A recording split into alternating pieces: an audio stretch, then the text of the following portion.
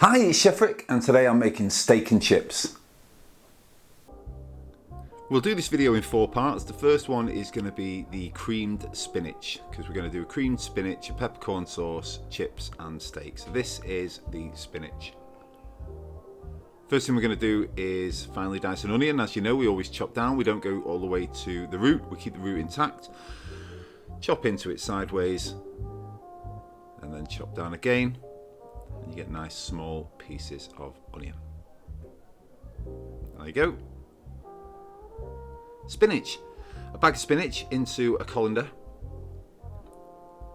and then pour a boiling kettle of water all over it, and you see just how it wilts. I do this twice. I use 2 kettles, same kettle but filled twice, obviously. Like that matters, but yeah, I do it twice just because I find it just wilts down a little bit more. It takes away any of the harshness.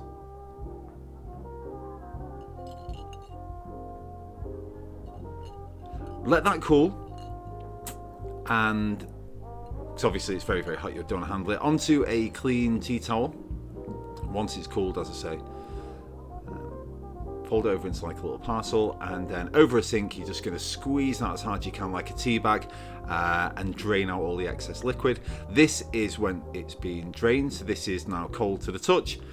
It's been drained, it's had all the moisture squeezed out of it. That's the spinach, and now just chop it up roughly.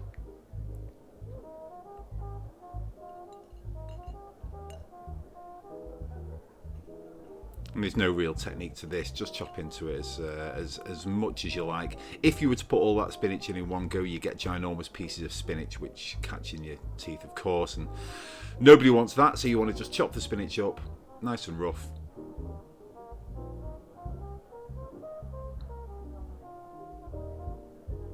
There you go. Saucepan, medium heat. Small knob of butter. Don't forget, as always, all quantities will be down in the description below.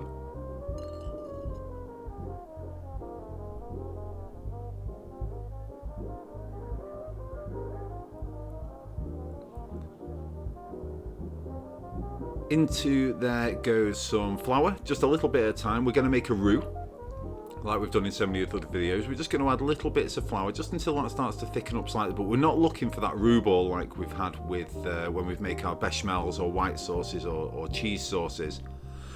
For this, we just want to add enough. You'll see the texture that we're trying to get, but we just want to have to thicken that butter slightly, but not turn it into a solid ball.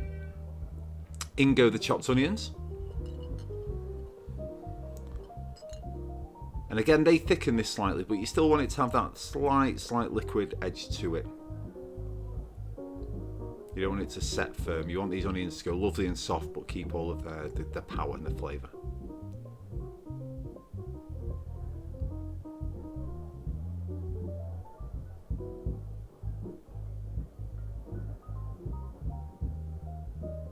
Now we're going to add some milk, some whole milk.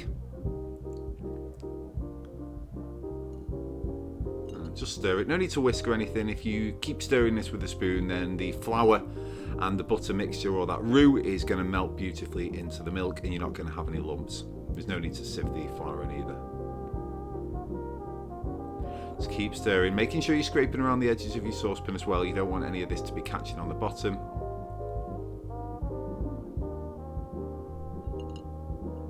And now in goes our chopped spinach.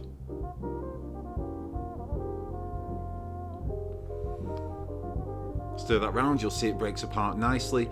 Of course it's green because it's spinach, but had we not rinsed it out, had we not, like when we squeezed all the juice out of it earlier on, all the liquid, all that excess water, had we not done that, this now you'd just be looking at a complete green mess sauce. It'd probably taste all right, but just always strain off the liquid. Grate some nutmeg in there. If you've not got nutmeg, or if I haven't got nutmeg, I'll sometimes use allspice just because it's got such a similar flavour. But if you have got nutmeg, grate that in at this stage. Stir that in. You can see that sauce is lovely and thick. Not too thick. You still want it to be fairly liquid. We're going to add some double cream and fresh black pepper.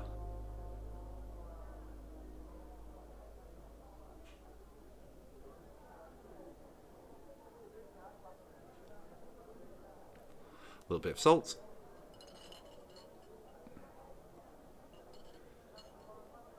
Give it a mix. That is creamed spinach. The longer you kind of cook that on a super low heat, as in basically keep it warm until you're ready to use it, that's going to thicken up ever so slightly. If it gets too thick for you, you can thin it with either double cream or milk. But if you just leave that on a very low temperature, that's going to sit there perfectly ready for your steak. Onto peppercorn sauce. First thing we're going to do is get a shallot. Just like with an onion, you take off the top, you keep the root intact, chop it in half, keeping that root intact, and that's going to stop you crying, because shallots, like onions, can release that kind of thing that's going to sting your eyes. Chop down into the shallot exactly the same way as we do with an onion. Again, not going all the way to the root, but going right down through to the chopping board, so that when you pull it back, you can see that it's all stayed intact. And then slice against the grain or down against it, and you'll get those lovely small pieces of shallot just like that. What we're making here is a peppercorn. This is my way of having steak. This is my absolute favourite steak dinner. This is not telling you how to do a steak dinner. You can cut any cut of steak that you like and however you want to have it, whatever sides and sauces you want, but this is my absolute favourite. This is a peppercorn sauce, creamed spinach, steak and chips. There's a chopped shallot. Peppercorns into a mortar and pestle, and just give those a bit of a beating. Don't crush them up too much. You don't want to turn it into fine ground black pepper, nor do you want to put the whole peppercorns in on their own. So you just want to give them just a bit of a break up, just so they turn out like that. So there's a couple of whole ones in there, but most of them are probably in half or in quarters or whatever. So frying pan, medium heat, extra virgin olive oil or any oil that you have, and in go the shallots. Soften them, which means just keep moving them around the pan and don't have them burn. If they burn or catch or take on any colour, that's not a bad thing for shallots or onion. It imparts sweetness, but we don't want that for this. Into the pan go the peppercorns, and that's just going to warm them, and it's going to be lovely aromatic, and it's going to smell really nice in the kitchen. So you've got your shallot and your peppercorn combining there. Beef stock. Just use one of the stock pots that we've used in previous videos, just very simple. And now cook that down. When we say cook it down, we want that to reduce slightly, so we want steam to be coming off it, because the steam that's leaving this is water, and when water leaves the sauce, then it's thickening. So you want that to reduce, and you can always tell whether you're reducing it or not, because, you know, as we pull the spatula across like we did earlier, you see how we're getting that gap?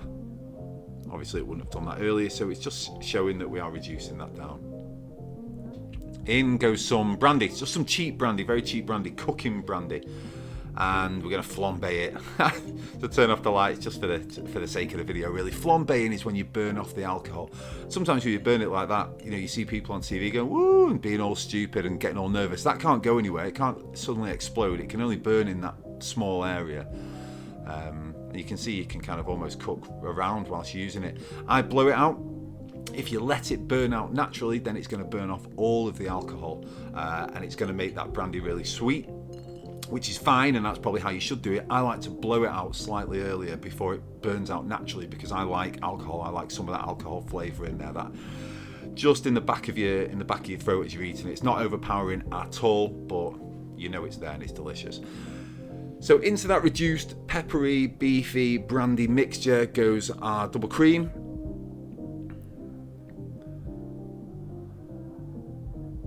That's pretty much a pepper sauce there. You just want that to thicken until you get it to the consistency that you like it. So again, allow that to sit on a nice low heat.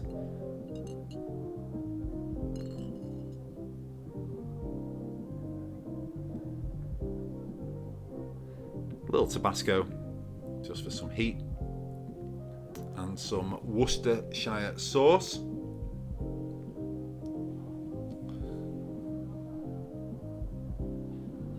And as I say, you serve that right now. Some people who like it thin, leave it to really cook down if you want it super thick. I'm probably somewhere between the two, but I'm quite happy now just to leave that somewhere on there. In fact, no, what we do is test it, see if it needs any seasoning. Never just assume things need seasoning. I'll take it off and then I'll put it in a very small saucepan just because I can control it a lot easier at the back of the stove whilst my steak and chips are cooking.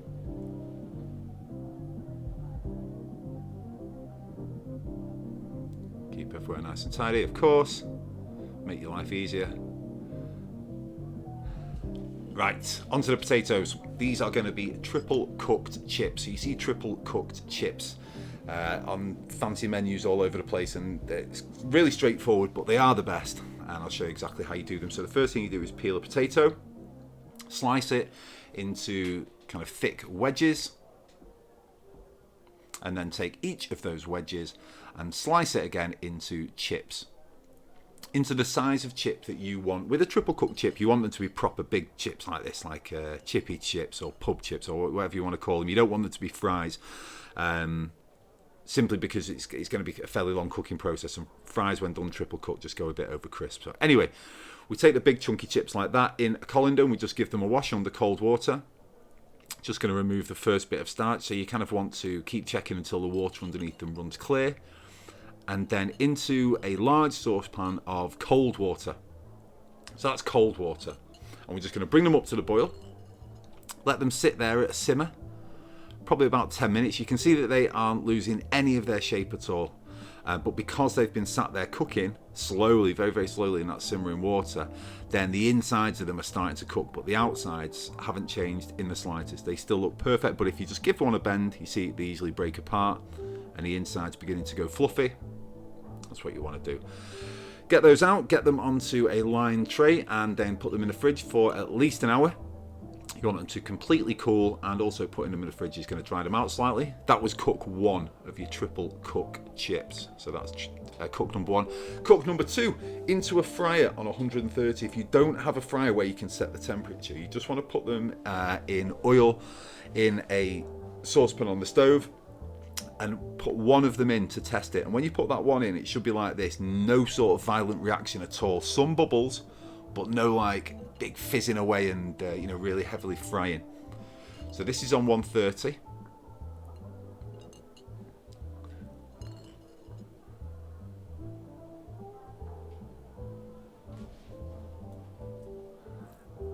And you can see that they've had about 15 minutes.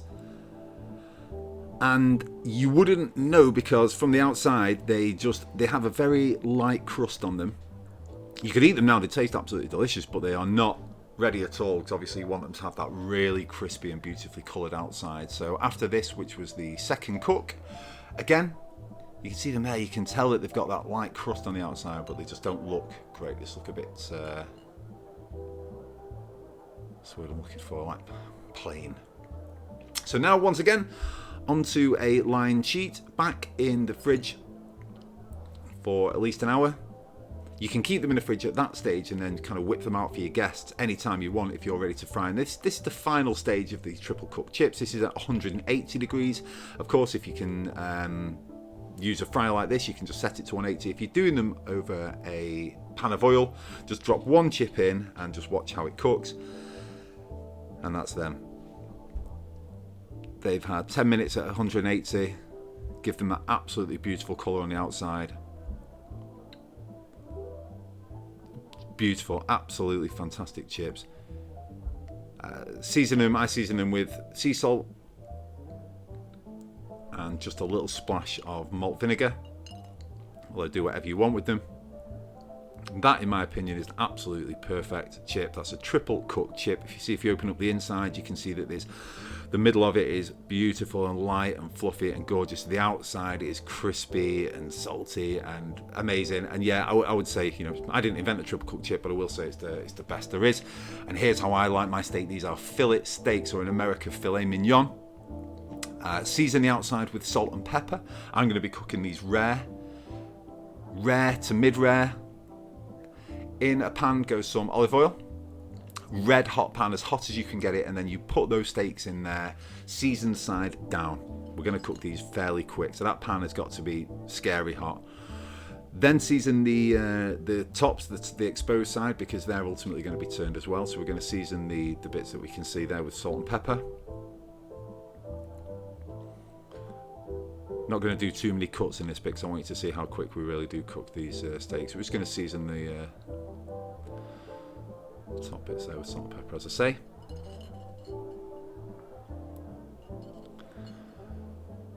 And that's what we're looking for. We're just looking for a nice crust on the outside. So they probably had about 3 minutes on a red hot oil. Turn them over, and then into the pan we do a nice knob of butter.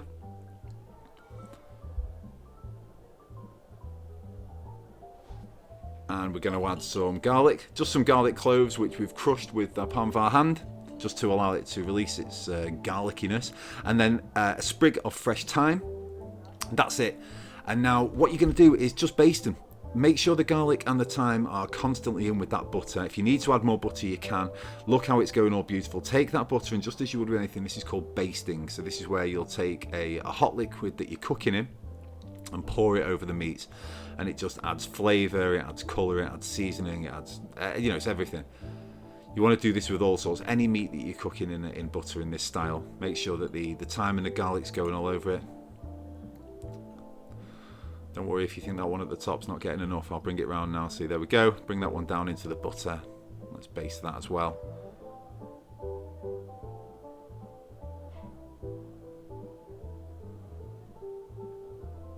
So they've got a lovely crust on the outside. They've had a fairly short cook in the pan. They've probably had 5 minutes on each side.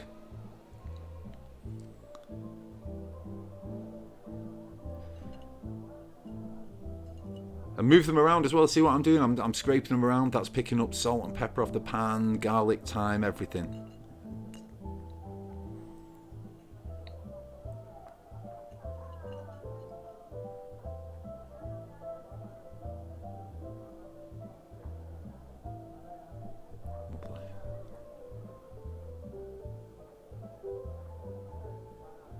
And they're done.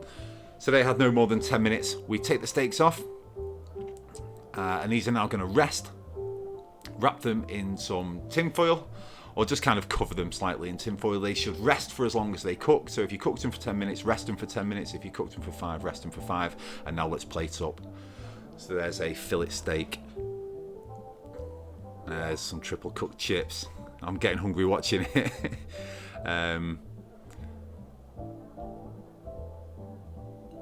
Creamed spinach.